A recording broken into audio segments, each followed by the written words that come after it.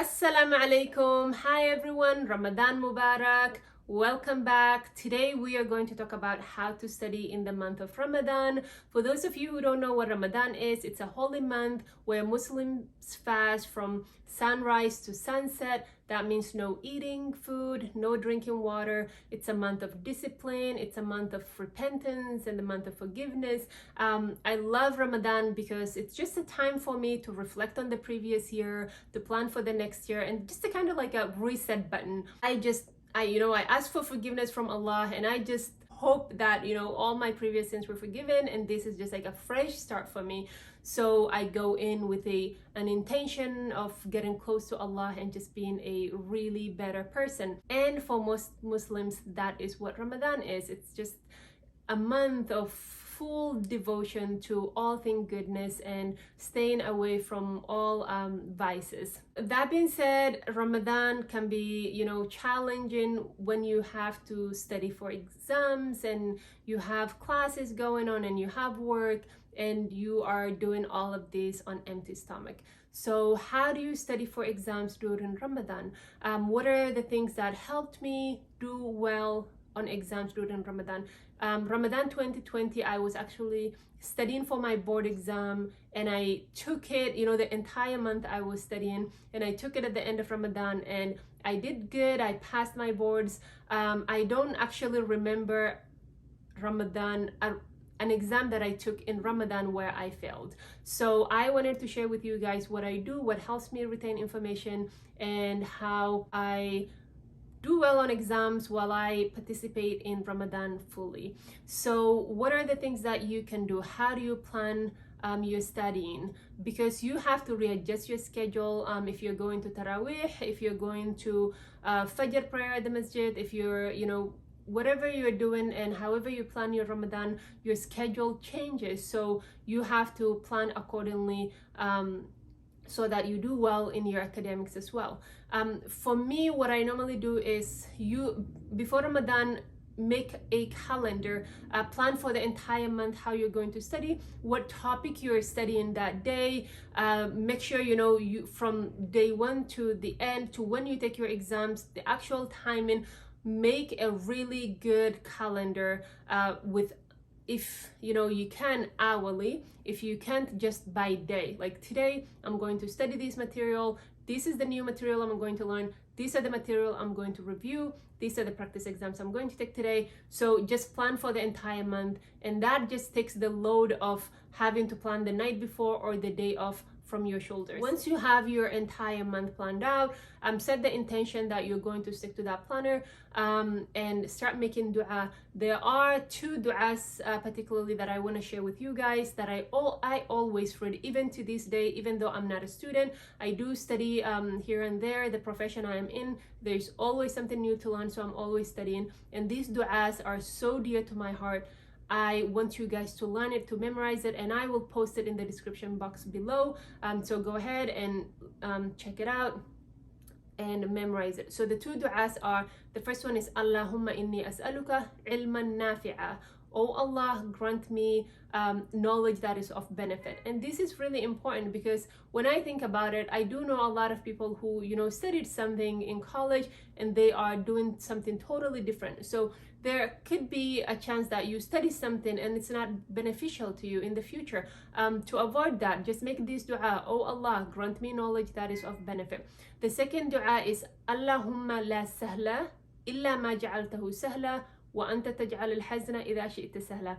Allahumma la sahla illa ma ja'altahu sahla wa anta taj-alul hazna idha shi'ta sahla. For those of you who do not know what the meaning is, again, check the description box down below so that you can actually learn it and memorize it and understand what the dua means. Those two dua are very powerful. Now, once you set your intention right and you read your dua and you've read your Quran and you're fully prepared to study, the best time to study new material, for me at least, was after sahur, because if you're studying new material, you want your brain to be fully awake, fully energized, full of energy.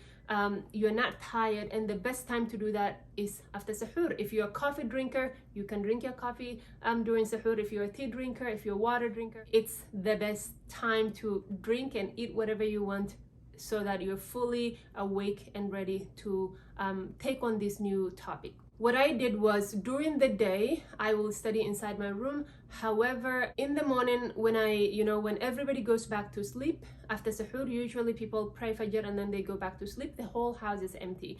I will, move to the living room. There are these study with me videos on YouTube where you just click on somebody that is studying for 4 hours, 5 hours, 3 hours, however many hours you plan on studying. It kind of makes you feel like you have a study buddy there, and I used the same person so that it feels like we kind of have like a study group, basically, with this stranger that I've never met. It was super helpful. So just have that playing in the background. First, what I do is I just go through the whole topic, just zoom through it, just so I kind of see what I'm getting myself into, kind of like a preview. Once I do that for 5, 10 to 15 minutes, I usually studied in a chunk of 3 hours, where I would study 45 to 50 minutes. I'll take 5 to 10 minute break. I'll go back, and then I'll study another 45 to 50 minute, take 5 to 15 minute break, and then I'll go back.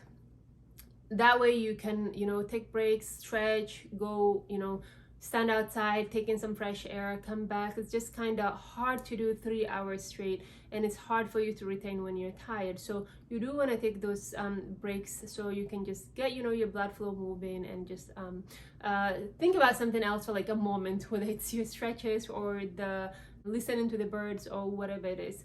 So once you study those hours, all the fresh new material that you want to retain, during the day, all I did was review that material. So I will not add any more new material. The topics that are really hard for me to understand, those will all be studied in the morning after sahur. And then you either go to class or go about your day, go to work, for those who work. In the middle of the day, in the afternoon, during the lunch hour, I took a nap. And you really need to take a nap. Nap, first of all, is sunnah, right? You actually get blessing for taking a nap. The thing about Islam is it's just so beautiful, and what I love about it is anything that's good that you do for yourself, for your body, for your mind, for your spirit, you get reward for it, you get hasanat for it. By studying, you actually, believe it or not, get an ajr for it. It's always important to set your intentions right. That's why al-amalu bin-niyat, right? Set your intention right, and reap the reward for every good thing that you do. Why not, right? It's just such an opportunity that everybody should take advantage of. So in the afternoon, you take your naps, and then later during the day, what I did was I will review that material. So I went for a walk. Usually what I do is I will listen to either a podcast about that topic, or a YouTube video about that topic, or I'll just take my notes and I'll study them while I'm walking, listening to some alpha waves in my ears, just to kind of keep me awake and alert. After maghrib, after iftar, I found that time to be really hard for me to study, because you were hungry all day, and then you just ate a whole lot of food, and you're just so tired. I am always tired after iftar. I don't know if you are the person that has the most energy after iftar, and you can just switch your schedule, study the hard topics when you are the most energetic, and if it's after iftar for you, you can do that. However, for me, what I did was after iftar, I did practice questions. I'm so tired to passively study, because I'll fall asleep, and I am so tired to retain new information, so I couldn't study the topics that were really hard or new. So what I did was I did practice questions, and the practice questions will wake me, because I have to actually think about it, and it's not something new, it's a material that I studied on. So I found that it was perfect time for me, between of course you eat your iftar, you help your family with cleaning and all of that, you pray Taraweeh, and then for at least 2 hours I'll do the practice exams, and then I will repeat again the next day. I used to record videos of myself and send it to my little brother so he can take a look at them and get inspired by it. I looked for them and I couldn't find them. I wanted to share them with you guys, but basically it was me, you know, waking up, going to the living room, you know, showing him my notes and all of that. At the end of the month, when you look back at how far you've came, it's really it makes you feel so good that you were so productive in Ramadan. And taking an exam during Ramadan, again, how do you do that, right? How do you stay awake and focused during Ramadan? By studying consistently, by setting these schedules, by what I did was, for the board exam, I knew the time I was going to take it. I think it was it a 5-hour exam? Even though it was just 2 years ago, it feels like such a long time ago. I think it was 5-hour exam. So what I did was, because I knew the exact time I was going to take my boards, every day I will study those exact hours. And I will study like I would take the boards. And I will do questions. Our board was 300 questions. Oh my God, it's crazy how quickly you forget things. But it was about 300 questions. So I will do, you know, 300 questions and that same exact time that I was going to take my boards, so that I built the momentum. The whole month I was building momentum leading towards that. So on the day of the exam, it's not the first time you're sitting that many hours. It's not the first time you're taking those many questions. And it's not the first time you're doing it on an empty stomach. Your body is ready for it. You know, it's like a training, like a boot camp that you've been in, and now you just go and just like any other day, go for it.